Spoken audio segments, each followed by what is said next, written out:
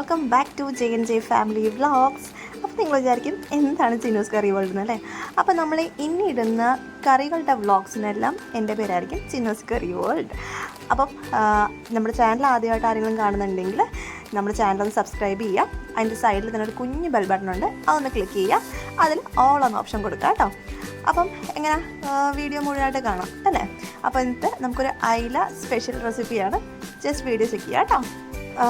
ഇതിൽ പുതുമൊന്നുമില്ല, എല്ലാവരും കോമൺ ആയിട്ട് ചെയ്യുന്നത് തന്നെയാണ്. ചെറുള്ളി എടുത്തിട്ടുണ്ട്, വെളുത്തുള്ളി എടുത്തിട്ടുണ്ട്, വെളുത്തുള്ളി കുഞ്ഞു കഷ്ണങ്ങളായിട്ട് മുറിച്ചിട്ടുണ്ട്, ഇഞ്ചി എടുത്തിട്ടുണ്ട്, അതും കുഞ്ഞു കഷ്ണങ്ങളായിട്ട് മുറിച്ചിട്ടുണ്ട്. പിന്നെ നമുക്ക് വേണ്ടത് പച്ചമുളകാണ്, പച്ചമുളകും കീറി എടുത്തിട്ടുണ്ട്.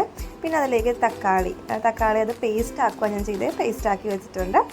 പിന്നെ ഇതിലേക്ക് വേണ്ടത് കറിവേപ്പിലയാണ്. പിന്നെ ഇതിൻ്റെ പൊടികൾ കാര്യങ്ങളൊക്കെ ഞാൻ ബാക്കി കാണിക്കുന്നുണ്ട്. ഇത് പുളിയാണ് കേട്ടോ, പുളി വെള്ളത്തിലാക്കി വെച്ചിരിക്കുകയാണ്. നമ്മൾ ചട്ടി വെച്ചിട്ടുണ്ട്, ചട്ടി ജസ്റ്റ് ഇപ്പോൾ ഓണാക്കുന്നേ ഉള്ളൂ. ചട്ടി ഒന്ന് ചൂടായി, നല്ലപോലെ ചൂടായിട്ട് അതിൻ്റെ വെള്ളമെല്ലാം ക്ലീനായിട്ട് പോയതിന് ശേഷം നമുക്കതിലേക്ക് എണ്ണ ഒഴിച്ച് കൊടുക്കണം എന്നാണ്. അപ്പം എണ്ണ ഒഴിച്ചിട്ട് അത്യാവശ്യം നല്ലപോലെ ചൂടാവണം. ചട്ടി ചൂടായി എണ്ണയിൽ നിന്ന് ചെറുതായിട്ട് ഇങ്ങനെ പുക പോലെ വരും.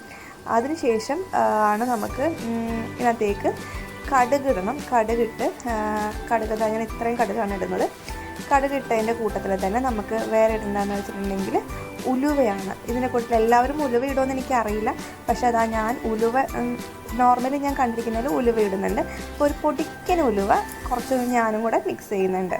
അത് നല്ലപോലെ ഒന്ന് പൊട്ടി ഇതായി വരട്ടെ കേട്ടോ.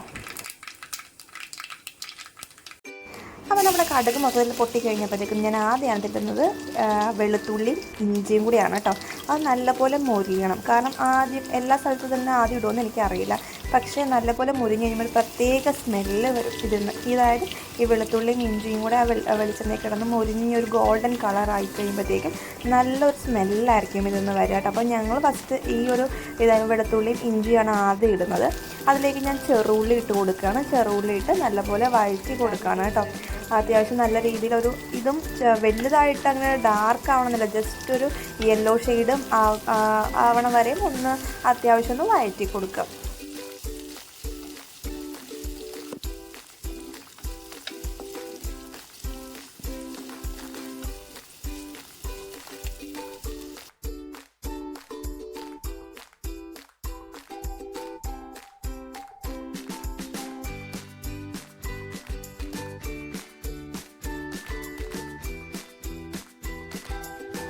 നമ്മൾ വെളുത്തുള്ളി ഇഞ്ചി ആദ്യം ഇടുവാണെങ്കിൽ തന്നെ കൈവിടാതെ ഇളക്കിയേക്കുക. കാരണം എന്ന് വെച്ചിട്ടുണ്ടെങ്കിൽ ഇഞ്ചിയും വെളുത്തുള്ളി ഉണ്ടെന്നുണ്ടെങ്കിൽ അടുക്കി പിടിക്കാനുള്ള ചാൻസ് ഏറെയാണ്. അപ്പോൾ അത് അങ്ങനെ ഗോൾഡൻ യെല്ലോ കളർ ആയി കഴിഞ്ഞപ്പോഴത്തേക്കും ഞാനിതിലേക്ക് പച്ചമുളക് ഇട്ട് കൊടുത്തിട്ട് നല്ലപോലെ ഒന്ന് മിക്സ് ചെയ്യണം കേട്ടോ.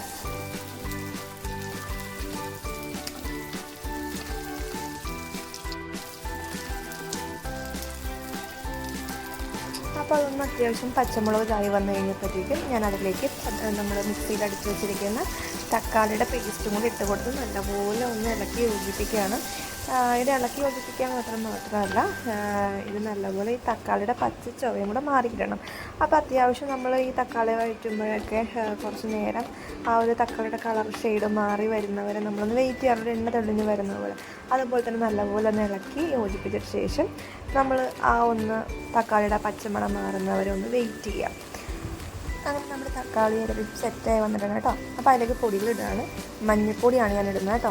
അപ്പോൾ നിങ്ങളുടെ ആവശ്യത്തിന് നിങ്ങൾ ഇടുക. അത് കഴിഞ്ഞ് മല്ലിപ്പൊടിയാണ് ഇടുന്നത്. അത് കഴിഞ്ഞ് മുളക് പൊടി, അത്യാവശ്യം എരിവുള്ള മുളക് പൊടി ആയതുകൊണ്ട് ഞാൻ കുറച്ച് ഇടുന്നുള്ളൂ. കാശ്മീരിക്കാണെങ്കിൽ 2 സ്പൂണൊക്കെ ഇടാം കേട്ടോ. എന്നിട്ട് ഞാൻ നല്ലപോലെ ഒന്ന് മിക്സ് ചെയ്ത് കൊടുക്കുകയാണ്. അതായത് പൊടികളുടെ ആ പച്ചവ മാറുന്നവരെ നല്ലപോലെ ഒന്ന് മിക്സ് ചെയ്ത് നല്ല രീതിയിലൊന്ന് ഇളക്കി ഒന്ന് ഡ്രൈ ആക്കി എടുക്കുക.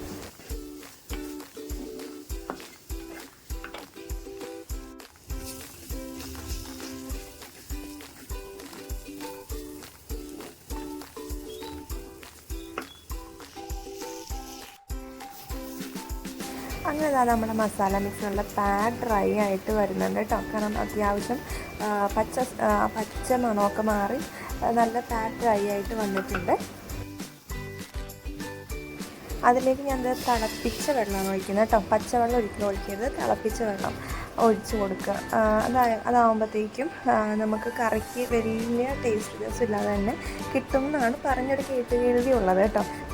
മിക്ക ഷെഫുകളും പറഞ്ഞൊരു ടിപ്പാണ് കേട്ടോ, തിളപ്പിച്ച വെള്ളം ഒഴിക്കുക, മീൻസ് ചെറു ചൂടോടുകൂടി ഒഴിക്കുക എന്ന് പറയും.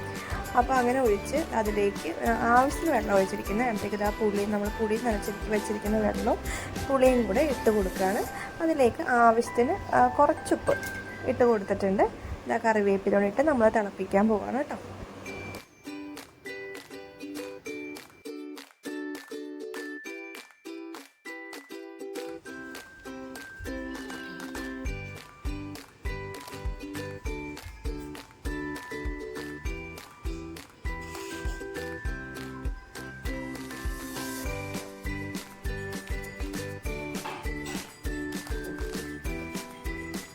അങ്ങനെ കുറച്ച് ടൈം കഴിഞ്ഞപ്പോഴത്തേക്കും നമ്മുടെ കറി നല്ല അന്തസ്സായിട്ട് തിളച്ചുകൊണ്ടിരിക്കുകയാണ് കേട്ടോ. അപ്പോൾ അത്യാവശ്യം തിളച്ചതിന് ശേഷമാണ് നമ്മൾ കഷ്ണങ്ങൾ ഇതിലേക്ക് ഇടുന്നത്. അപ്പം കഷ്ണങ്ങൾ ഞാൻ ഓരോ പീസായിട്ട് ഇതിലേക്ക് ഇടുകയാണ്.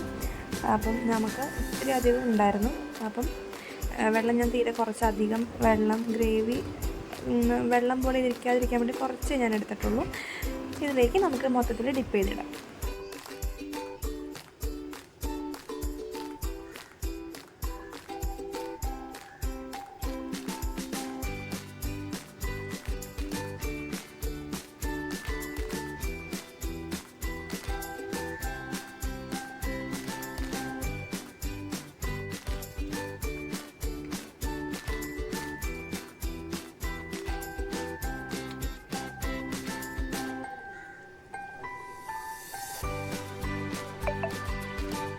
മെയിൻ കഷ്ണങ്ങളെല്ലാം ഇട്ട് ഗ്രേവിയെല്ലാം അതിൻ്റെ മുകളിലേക്ക് ഒന്ന് വിതറിയിട്ട് ഇത് അടച്ചു വെച്ചൊന്ന് വേവിച്ചെടുക്കാൻ പോവാണ്. മെയിൻ കഷ്ണങ്ങൾ വെന്തിട്ടാൻ വേണ്ടി അടച്ചു വെക്കാം കേട്ടോ. ഫൈനലി ഒരു 5 മിനിറ്റ് 10 മിനിറ്റ് ശേഷം നമ്മുടെ കറി റെഡി ആയിട്ടുണ്ട്. അപ്പോൾ അതിനൊന്നും കൂടെ സിമ്മിലിട്ടിട്ട് ഒന്നും കൂടെ വേവിച്ചെടുത്തു. ഇതാണ് നമ്മുടെ കറിയുടെ പരുവം കേട്ടോ.